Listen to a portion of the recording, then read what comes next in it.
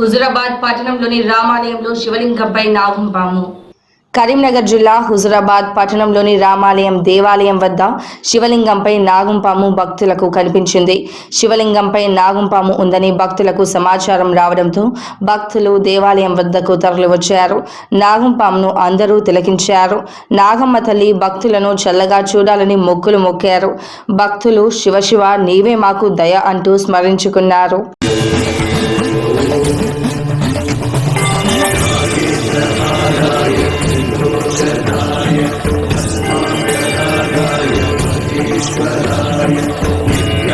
शुद्धाय दिगंबराय